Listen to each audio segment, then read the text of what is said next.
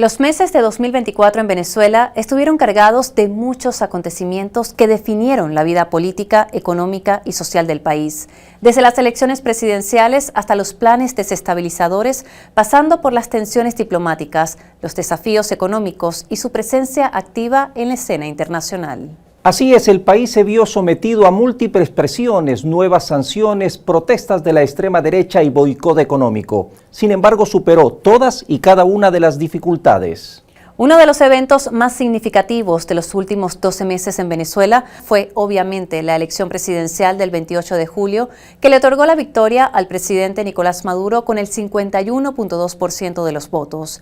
Luego de conocerse los resultados oficiales, una parte de la oposición denunció un supuesto fraude, lo que desencadenó hechos de violencia en el país. Ante este panorama, a los 3 días de los comicios, el mandatario nacional presentó un recurso de amparo ante la Sala Electoral del Tribunal Supremo de Justicia para que certificara los resultados. He apelado a la Constitución por la paz de Venezuela y he traído un recurso contencioso electoral para que la Sala Electoral del Tribunal Supremo de Justicia se aboque a dirimir este ataque contra el proceso electoral, este intento de golpe de Estado utilizando el proceso electoral y aclare todo lo que haya que aclarar sobre estos ataques, sobre este proceso. Y certifique, haciendo un peritaje del altísimo nivel técnico, los resultados electorales de las elecciones del 28 de julio. Estoy dispuesto a ser convocado, interrogado en todas sus partes, investigado por la Sala Electoral como candidato presidencial ganador de las elecciones del domingo y como jefe de Estado. Doy la cara, me someto a la justicia. Luego del desconocimiento de los resultados anunciados por el CNE, seguidores de la oposición generaron disturbios en algunas ciudades del país. Más de 1.000 personas fueron detenidas y procesadas por diversos delitos. El fiscal general de la República, Tarek William Saab, manifestó que no se trató de protestas, sino de focos violentos para crear caos en el país. Los manifestantes simpatizantes de la oposición atacaron hospitales, centros de distribución de comida, golpearon a personas por ser chavistas, destruyeron autobuses e instalaciones del Bus Caracas, quemaron vehículos a trabajadores, realizaron saqueos, incluso 2 manifestantes simularon sus muertes para culpar al gobierno. En total, 28 personas murieron y 195 resultaron heridas por estos hechos violentos. El presidente Nicolás Maduro informó que el 80% de los detenidos tenían antecedentes penales, mientras que el 90% de los capturados estaban armados y en estado avanzado de drogadicción. Además, algunos, según informó, confesaron que les pagaban $150 por día para generar destrozos y provocar caos, por lo que no era algo espontáneo, sino planeado y pagado por la extrema derecha, según señaló. 9 de los 10 candidatos presidenciales que participaron en la elección del 28 de julio acudieron al TSJ para consignar todos los instrumentos electorales que se encontraban en posesión de sus partidos políticos. Las organizaciones que apoyaron a Edmundo González Urrutia, quienes denunciaron el presunto fraude, fueron los únicos que no consignaron pruebas ni actas al TSJ. Luego del peritaje, el 22 de agosto, el Tribunal Supremo de Justicia concluyó que los boletines emitidos por el CNE estaban respaldados por las actas de escrutinio, ratificando la victoria de Nicolás Maduro como presidente reelecto de Venezuela. Con base en los resultados obtenidos en el proceso de peritaje, podemos concluir que los boletines emitidos por el Consejo Nacional Electoral respecto a la elección presidencial 2024 están respaldados por las actas de escrutinios emitidas por cada una de las máquinas de votación desplegadas en el proceso electoral. Y asimismo, estas actas mantienen plena coincidencia con los registros de las bases de datos de los Centros Nacionales de Totalización. Certifica de forma inobjetable el material electoral peritado.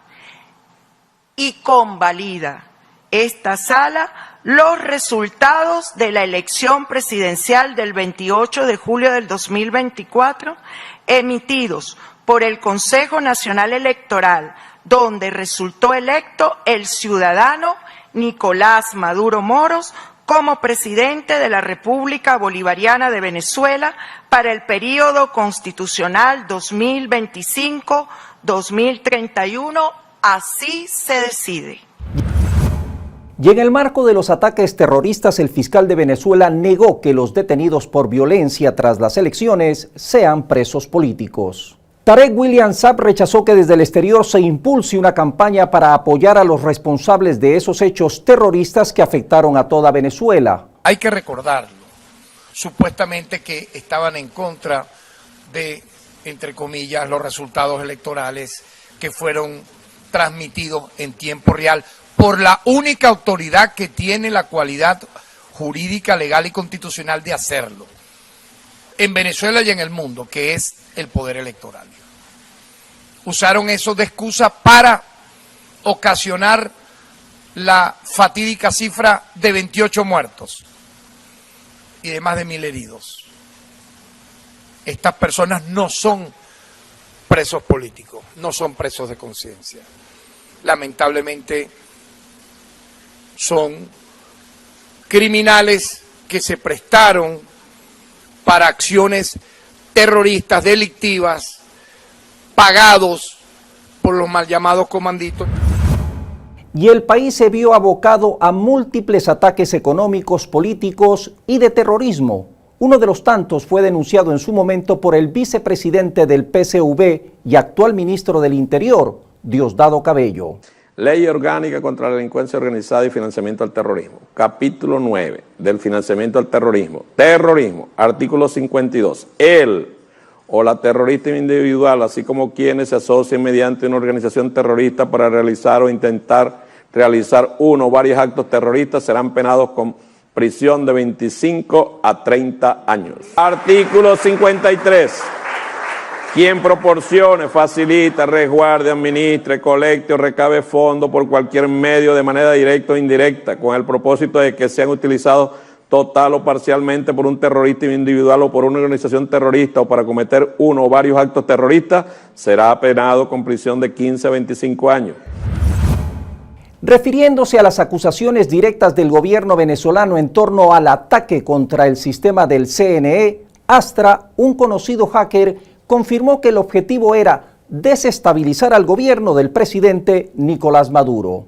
Reveló además que bloquearon el puerto desde una máquina fantasma que se encontraba por vía cable, tras darse cuenta que el software trabajaba con señales telefónicas, cosas que según él ignoraban totalmente. Reveló también que el ataque se generó de múltiples fuentes, mencionando que 3 millones de ellas saturaron el sistema. Astra reiteró su participación en el hackeo al CNE con múltiples ataques cibernéticos cuyo objetivo, dijo, era desestabilizar el proceso electoral como parte de los planes implementados por la extrema derecha. Y a pesar de los desafíos internos que Venezuela enfrentó en el 2024, el país mantuvo una presencia activa en la escena internacional, participando en la cumbre más esperada del año a nivel global. Hablamos de la 16ª cumbre de los BRICS que se realizó del 22 al 24 de octubre en la ciudad rusa de Kazán. El presidente de Venezuela, Nicolás Maduro, intervino en la reunión del grupo en el formato BRICS Plus, enfatizando la necesidad de crear un nuevo sistema monetario mundial y la urgente refundación del sistema de Naciones Unidas. Uno, la necesidad de una nueva agenda económica con soluciones prácticas a los temas del comercio internacional, con soluciones prácticas al intercambio monetario. Es una necesidad, señores presidentes, un nuevo sistema monetario mundial. Por eso Venezuela saluda y insiste en la necesidad de que se avance en pasos más audaces en la consolidación del nuevo Banco de los BRICS, una necesidad para los pueblos del sur, para su desarrollo, para acceder a inversiones, que se avance en un nuevo sistema de pagos que sustituya los sistemas de pago que a veces convierten como armas para agredir. En segundo lugar, hace falta una refundación del sistema de Naciones Unidas. ¿Dónde está el sistema de justicia de Naciones Unidas? Solo para sacar documentos, comunicados, y la vida de los niños y niñas de Palestina no valen. Creemos que un nuevo mundo ya ha nacido. Los BRICS es el epicentro del nacimiento y el parto histórico de ese nuevo mundo. Y los BRICS pueden contar, señor presidente, señores presidentes, con la República Bolivariana de Venezuela y con toda la fuerza revolucionaria de nuestro proyecto histórico. Muchas gracias, presidente. Durante su visita a la ciudad rusa de Kazán, el presidente de Venezuela, Nicolás Maduro, se reunió con varios líderes mundiales. Sostuvo un encuentro con el presidente de Rusia, Vladimir Putin, quien manifestó su apoyo al deseo de Venezuela de unirse a los BRICS. Se reunió con su homólogo de Belarus, Alexander Lukashenko, con quien acordó reforzar la cooperación en los ámbitos comercial y político. Además, sostuvo un encuentro con el presidente de Turquía, Recep Tayyip Erdogan, para fortalecer aún más las relaciones bilaterales e impulsar el bienestar de sus naciones. El jefe de Estado venezolano también conversó con el presidente de China, Xi Jinping, destacando la sólida relación que existe entre ambos países, y se reunió con su par de Palestina, Mahmoud Abbas, a quien le transmitió su condena y rechazo ante el exterminio del pueblo gazatí por parte del ejército de Israel. Como parte de su agenda, el presidente Nicolás Maduro también sostuvo un encuentro con el primer ministro de Etiopía, Abiy Ahmed Ali, con quien abordó temas para el bienestar y desarrollo compartido. Se reunió con su par de Irán, Masoud Pezeshkian, para el fortalecimiento de la cooperación bilateral y ampliar los vínculos económicos. También conversó con su homólogo de Bolivia, Luis Arce, con quien repasó los acuerdos conjuntos en diversas áreas. Se reunió con el primer ministro de Vietnam, Pham Minh Chinh, para abordar el mapa de cooperación en áreas estratégicas y conversó con el presidente de Sudáfrica, Cyril Ramaphosa, con quien ratificó la necesidad de seguir profundizando todas las posibilidades de trabajo conjunto. Y ante la serie de ataques contra la democracia, el Ejecutivo, tras su triunfo en las urnas, planteó diversos cambios constitucionales con miras al nuevo sexenio. El 2024 también fue un año de propuestas y decisiones contundentes en Venezuela. Por ejemplo, el 13 de abril el presidente Nicolás Maduro propuso realizar una reforma constitucional para incluir la pena de cadena perpetua a quienes incurran en delitos de corrupción y traición a la patria. El mandatario nacional explicó que dicha reforma debía ser sometida a referéndum. Creo que ha llegado la hora de una reforma constitucional para introducir en nuestra Constitución la pena de cadena perpetua para la corrupción,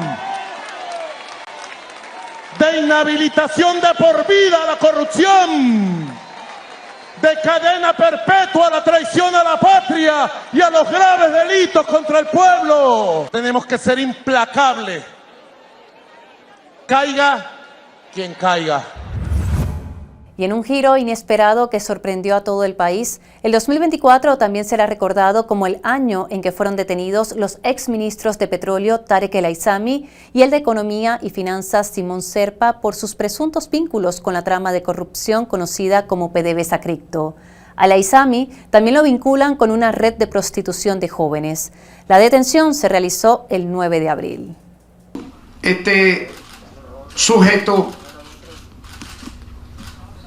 ya está en manos de la justicia para ser procesado e imputado, repito, por gravísimos delitos por el Ministerio Público. Las acciones de esta estructura delictiva producían una alteración en la economía del país, ya que recibían los dividendos de la venta del crudo y transaban esas sumas de dinero en diferentes divisas extranjeras que convertían a criptoactivos para movilizar este dinero digital.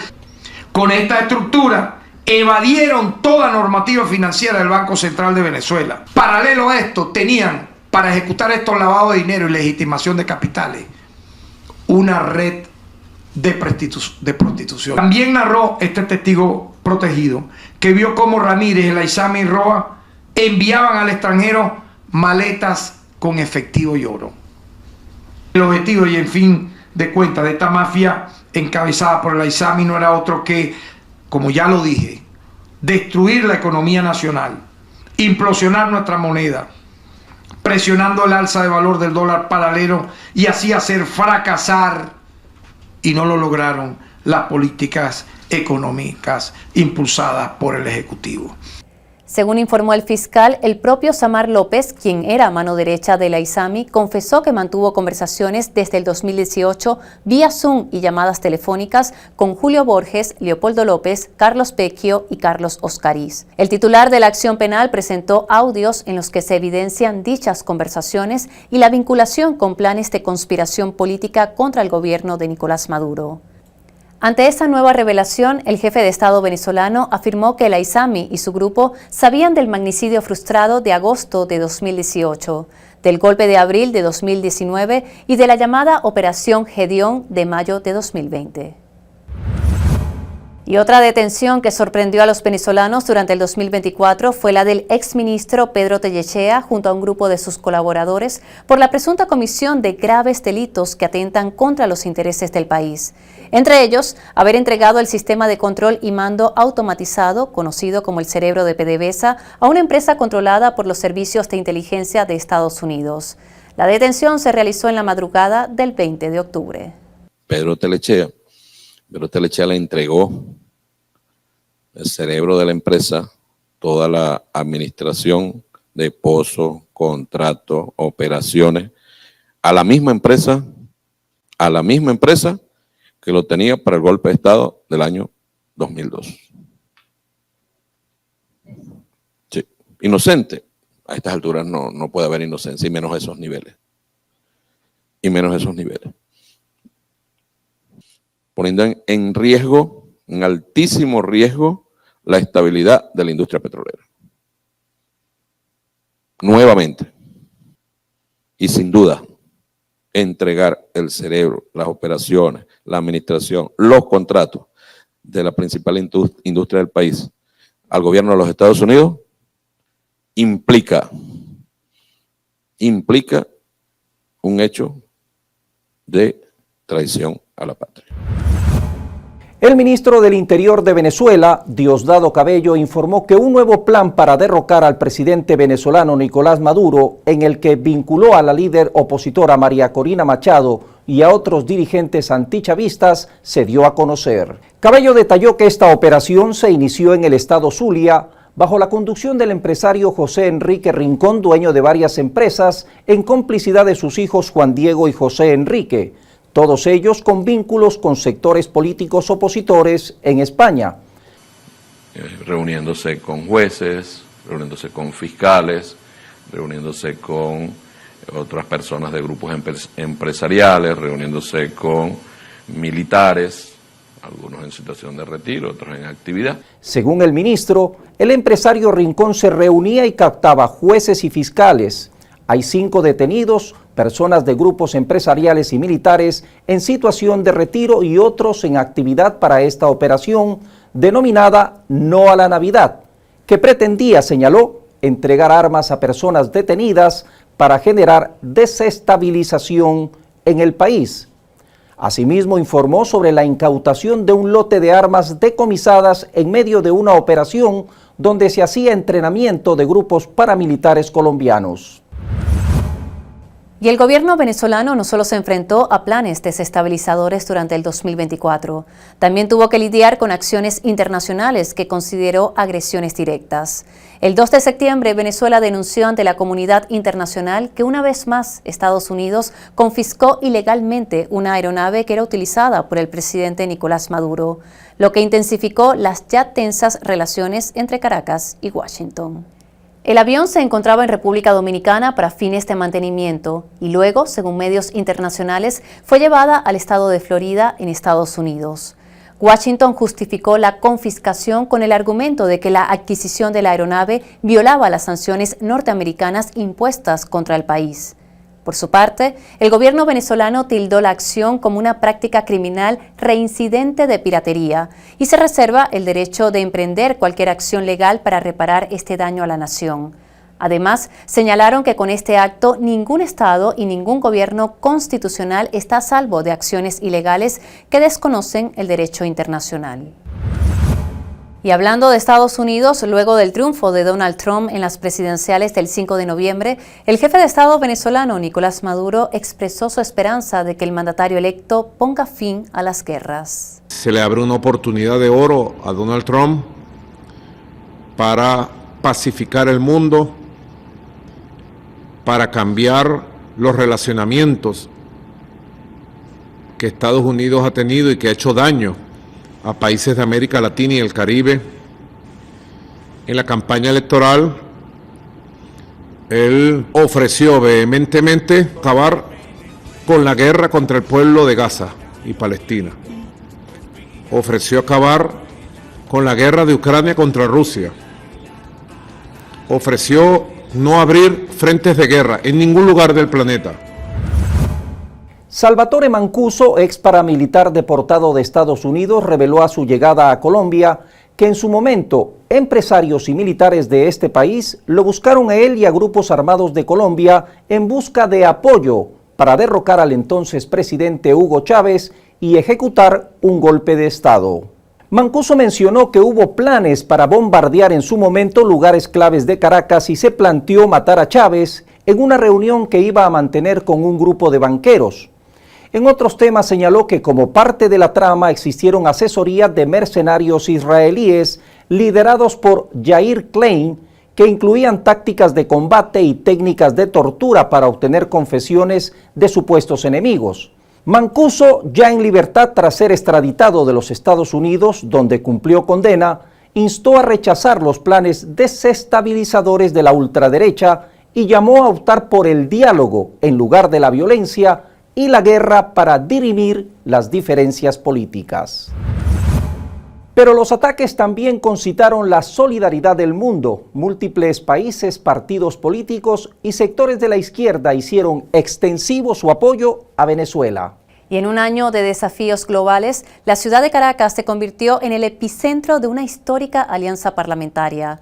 Más de 200 legisladores de 70 países estuvieron en Venezuela para participar en el primer foro parlamentario mundial antifascista. Durante los días 4 y 5 de noviembre, los legisladores debatieron en el Centro de Convenciones de La Carlota temas como la relación entre imperialismo, fascismo y sionismo, los bloqueos y medidas coercitivas y la necesidad de legislar contra el neofascismo y otras expresiones similares. En el encuentro se acordó crear una red parlamentaria mundial antifascista. El presidente del Parlamento venezolano, Jorge Rodríguez, propuso instalar dicho encuentro de forma permanente. Una instancia permanente de encuentro de las parlamentarias y parlamentarios del mundo para enfrentar el fascismo como enfermedad social. El futuro de la humanidad podrá ser futuro si logra exterminar y erradicar al fascismo. Levantamos nuestra voz contra una de las peores plagas que hoy asola a la humanidad entera. El fascismo no es una ideología política. El fascismo es un crimen.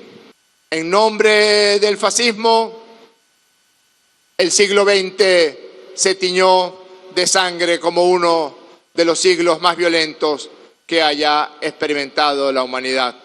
La primera voz de este foro tiene que ser para gritar a los cuatro vientos: detengan el genocidio en Palestina. Y la desdolarización a nivel mundial avanza en diversas etapas. Venezuela afirmó que ya se cuenta con la capacidad para dar inicio a los intercambios comerciales con Rusia en las monedas locales de ambos países, es decir, rublos y bolívares. La afirmación la efectuó la vicepresidenta Delcy Rodríguez durante la instalación del primer Consejo Empresarial Rusia-Venezuela, que se llevó a cabo en Caracas con la participación de representantes de distintas áreas de la agroindustria, turismo, banca, finanzas y energía de ambos países. Empezar a la construcción de ese nuevo mundo, de un mundo de verdad pluripolar, multicéntrico, donde las monedas y la economía no sean instrumentalizadas para agredir a los pueblos, sino que sean justamente el mecanismo más propicio para el crecimiento, el desarrollo y la felicidad de los pueblos. Y el atraco de Citgo, urdido por la extrema derecha, generó acciones en la Asamblea con el fin de conocer qué grupos y qué personas se beneficiaron con el despojo a Venezuela. El presidente de la Asamblea, Jorge Rodríguez, subrayó la importancia de establecer la responsabilidad política, administrativa y penal de los involucrados en lo que describió como una gigantesca trama de corrupción. Las recomendaciones de la comisión incluyen la solicitud de órdenes de aprehensión y la emisión de alertas rojas por parte de Interpol, así como la aplicación de la ley de extinción de dominio sobre los bienes de los responsables. Entre los posibles implicados se menciona a 351 personas pertenecientes a partidos políticos como Primero Justicia, Voluntad Popular y Acción Democrática, así como organizaciones no gubernamentales que habrían recibido financiamiento ilícito. Y Venezuela no solo reafirmó durante el 2024 la firme postura en la defensa de sus intereses nacionales en el ámbito económico, caso Citgo, también lo hizo en el área territorial. A inicios del mes de abril, el gobierno venezolano entregó a la Corte Internacional de Justicia pruebas que reafirman su derecho sobre el territorio de la Guayana Esequiba.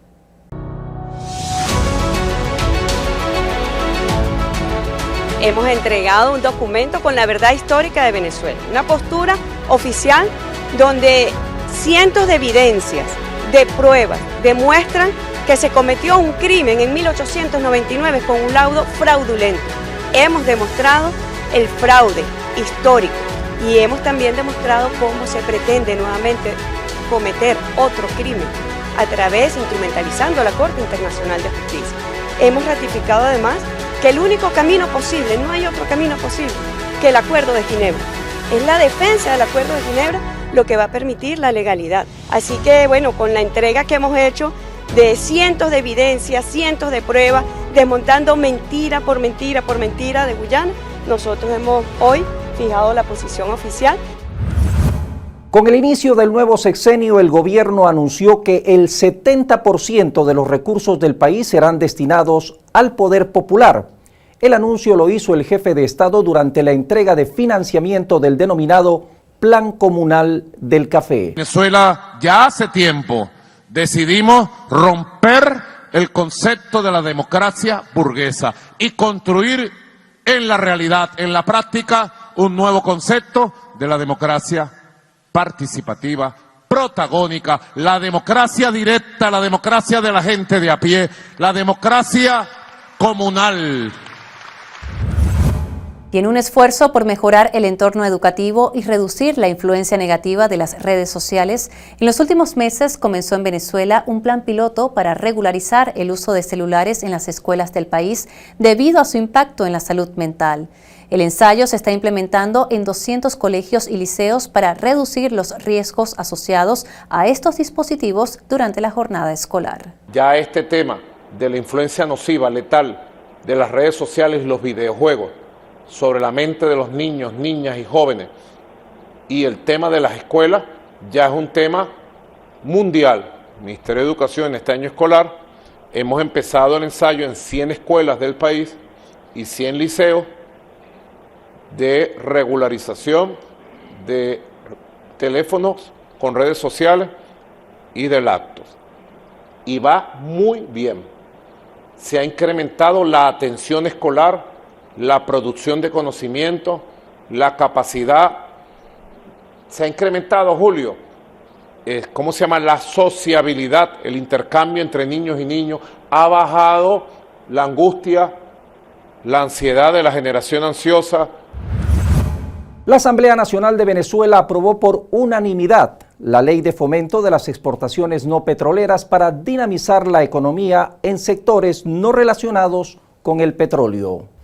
El presidente del Parlamento, Jorge Rodríguez, destacó que la ley fue una petición de grandes y pequeños emprendedores que quieren arrancar a exportar diversos rubros. Anotó que hay un elemento fundamental en esta ley que protege al exportador de la burocracia y que agiliza todos los procesos de exportación.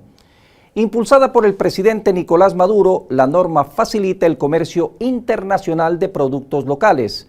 Se destaca además la protección contra la burocracia para los exportadores y la promoción de la formación y participación de pequeñas y medianas industrias. se resalta la producción soberana de alimentos y bienes no petroleros como clave para la independencia económica del país. Maduro prevé alcanzar el autoabastecimiento y la soberanía productiva este año, reduciendo la dependencia de los ingresos petroleros. Una democracia mucho más directa es lo que se plantea en este nuevo sexenio a fin de que la colectividad participe de manera más activa en la toma de decisiones. Además de la elección presidencial del 28 de julio y las distintas consultas populares anuales que se realizaron en 2024, en Venezuela se realizó otro proceso democrático el 15 de diciembre, donde la población escogió a sus representantes locales, quienes serán los encargados de mediar y resolver los conflictos en sus comunidades. Día histórico en que se eligen por primera vez jueces y juezas con el voto del pueblo de Venezuela, pagando una deuda que teníamos de la Constitución. Puedo decir, hemos saldado esa deuda. Han nacido los jueces y juezas de paz. Que es una instancia más del poder popular que va a ser muy útil para la prevención del delito, para la resolución de los conflictos, para la mayor comunicación, va a generar mayor comunicación entre las comunidades. Hemos ya preparado un plan de formación para todos los jueces y juezas de paz que inicia en los primeros 15 días del mes de enero, que hemos dicho que la capacitación va a ser permanente, no van a estar solos. Y al menos 5 heridos dejó un incendio en un gasoducto de PDVSA en el estado Monagas en un nuevo ataque al sistema petrolífero nacional. La entidad informó en un comunicado que el incidente se registró en el complejo operativo Muscar, perteneciente a la división Punta de Mata, ubicado en el municipio Ezequiel Zamora, en el estado Monagas, noreste de Venezuela. El equipo técnico ejecutó acciones inmediatas para el control total de la eventualidad, al tiempo que determinaron las circunstancias del atentado, que lo perfilaron como un nuevo ataque a nuestra industria, indicó PDVSA. Además de los ataques a su infraestructura energética, Venezuela también enfrentó durante el 2024 desastres naturales. El poderoso huracán Beryl, que se convirtió en categoría 5 a su paso por el Caribe, dejó 3 muertos y casi 8.000 viviendas afectadas en el estado Sucre, ubicado en el oriente del país. En la madrugada del 2 de julio, las intensas lluvias causaron el desbordamiento del río Manzanares en Cumanacoa, ocasionando severas inundaciones. 360 casas registraron pérdida total y 6 escuelas resultaron afectadas. 1.440 personas fueron llevadas a refugios temporales y se activaron 2 centros de acopio. El gobierno reforzó los apoyos logísticos para brindar atención médica, alimentos, agua potable y enseres a las familias afectadas. La vicepresidenta Delcy Rodríguez exigió a la República Dominicana el pago de la deuda pendiente que por envío de petróleo mantiene aún con Venezuela. La cifra alcanza los 350 millones de dólares y pese a los continuos reclamos continúa impaga por el gobierno antillano de Luis Abinader. No voy a perder una sola coma en el monto de la deuda que tiene su país con Venezuela, recalcó la funcionaria. 350.212.925.48 millones de dólares, precisó en un mensaje publicado en su canal de Telegram y recalcó que aunque esté aliada con Estados Unidos, en lo absoluto borrará esa deuda. Existe además, dijo, un memorando de entendimiento firmado por el gobierno de Estados Unidos que ratifica la millonaria deuda que mantiene República Dominicana con Venezuela. El presidente de Venezuela, Nicolás Maduro, propuso que las elecciones municipales, estadales y legislativas previstas para el año 2025 se realicen por separado. Como ustedes saben, la Asamblea Nacional lo que puede formular una propuesta. El Poder Electoral la evaluará en su momento. Pareciera que lo mejor sería ir a una elección separada. Primero alcaldes, después gobernadores y después el Parlamento. Pero esa es mi opinión. Es una opinión más en el debate. A partir de 2025 se realizarán en Venezuela 4 consultas populares anuales para que la población postule y escoja los proyectos locales que serán financiados por el gobierno en función de su criterio y prioridad. La metodología será en función de consultas trimestrales. Se realizó el Congreso del Bloque Histórico que incluyó las 5 generaciones y 7 transformaciones con el fin de organizar y motivar las transformaciones del país. La vicepresidenta Delcy Rodríguez destacó que para la realización de este evento se efectuaron unas 100.000 asambleas con la participación de más de 3 millones de personas en todo el país.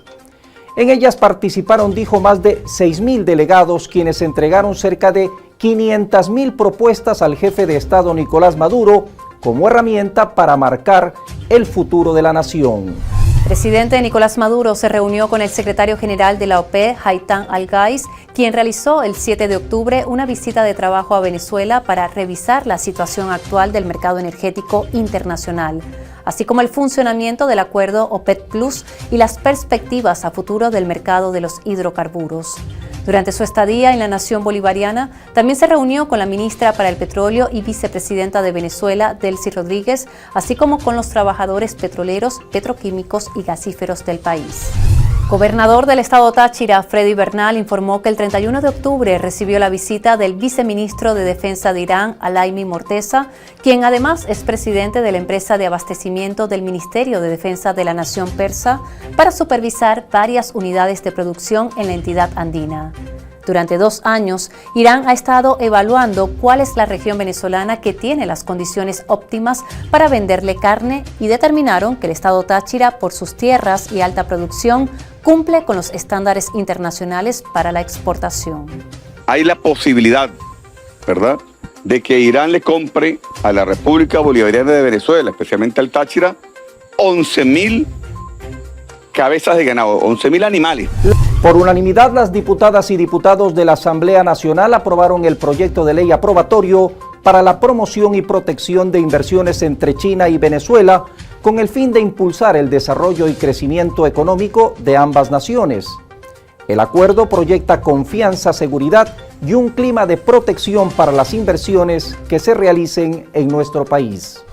El 12 de noviembre, el Hospital Cardiológico Infantil Latinoamericano Dr. Gilberto Rodríguez Ochoa alcanzó la cifra de 14.000 intervenciones quirúrgicas, salvando y mejorando la calidad de vida de niños y niñas que padecían enfermedades cardíacas congénitas y adquiridas. Mañana llegamos a la intervención número 14.000 desde que el presidente Chávez inauguró el cardiológico en el año 2006. Gobierno de Venezuela retiró a todo su personal diplomático de Argentina, Chile, Costa Rica, Perú, Panamá, República Dominicana y Uruguay por sus acciones y declaraciones injerencistas que pretenden desconocer los resultados de la elección presidencial del 28 de julio que le dieron la victoria a Nicolás Maduro para su tercer mandato. De igual forma, exigió que los gobiernos de los estados en cuestión retiraran de manera inmediata a sus representantes del territorio venezolano. El gobierno de Venezuela suspendió de manera indefinida los vuelos comerciales con Chile tras las inaceptables declaraciones del presidente Boric en la ONU tras las elecciones. A la suspensión de las relaciones aerocomerciales con Chile se sumó también el cese de las operaciones en su momento con Panamá, República Dominicana y Perú. El 22 de mayo se anunció la sentencia condenatoria contra los 29 acusados por el caso de la Operación Gedeón, que buscaba en 2020 generar desestabilización, asesinar miembros del gobierno venezolano y concretar un golpe de Estado. A 20 de los implicados se le dictó sentencia de 30 años de prisión, mientras que los otros 9 fueron condenados a 21 años. El tribunal también ordenó la confiscación de todos los bienes incautados.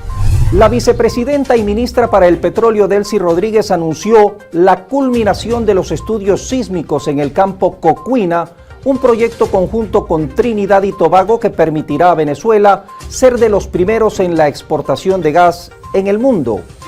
El proyecto, además de fortalecer la economía venezolana, permitirá al país diversificar exportaciones y consolidar su posición en el mercado energético mundial. Tiempos de inversión sin duda en el mayor activo del país marcaron el 2024.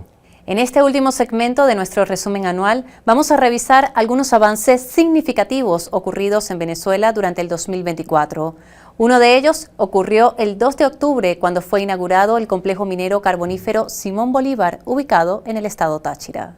Se trata del complejo minero subterráneo más importante de Venezuela que permite al país pasar de la explotación artesanal a la explotación industrial. La planta está en capacidad de producir 8.000 toneladas mes en su fase inicial para exportación y para final de 2024 se espera llegar a 10.000 toneladas mes.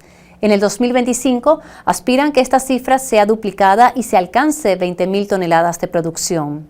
Este complejo minero forma parte de una alianza estratégica entre la Corporación Venezolana de Minería, la Gobernación del Estado Táchira y la empresa privada Mundial de Minerías. Las autoridades informaron que esperan exportar este mineral por el puerto de Palmarejo en el lago de Maracaibo para desde allí exportarlo en barco hacia Europa. También les contamos que el 9 de octubre fue inaugurado en Venezuela el Centro de Investigación Científica de Medicina Tradicional y Ancestral del Amazonas. Allí trabajan en la creación de productos farmacéuticos de origen natural basado en el conocimiento indígena. Las autoridades no descartan que el estado Amazonas sea la fuente de medicina para la cura de muchas enfermedades.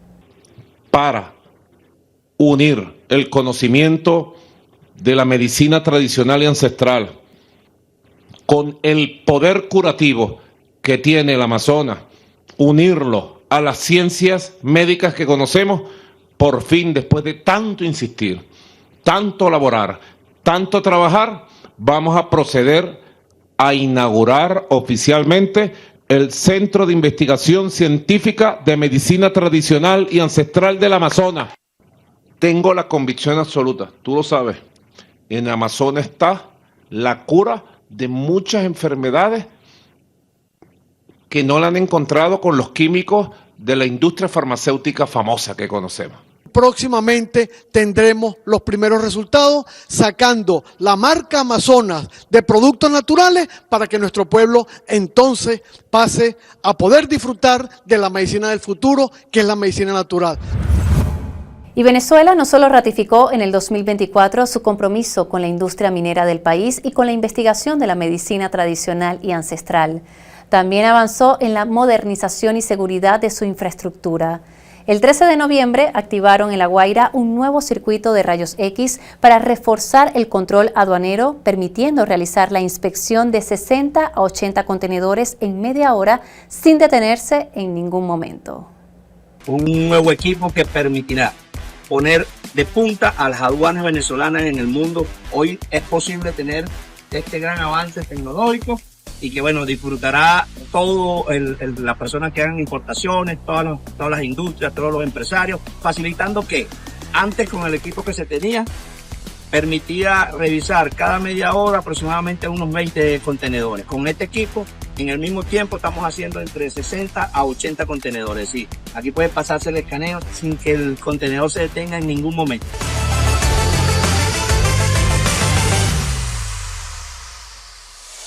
Con el inicio de la postemporada en las Grandes Ligas, Venezuela logró un nuevo récord contando con la presencia de 32 jugadores venezolanos que están en la búsqueda de obtener el campeonato en la Serie Mundial. Este nuevo récord supera a los 26 venezolanos que dijeron presente en la postemporada 2020 y de los 32 venezolanos, 14 activan en la Liga Americana y 18 en la Liga Nacional. De esta manera, desde que Luis Aparicio debutó hasta el campeonato del 2023, han participado un total de 66 jugadores de Venezuela en la Serie Mundial de las Grandes Ligas.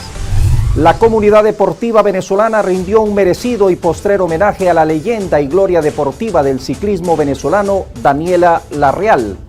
Entre sus logros a destacar están sus diplomas olímpicos en Sydney 2000, Beijing 2008, Londres 2012, así como su histórica medalla de oro en el Mundial de Ciclismo de Pista de Los Ángeles 2007.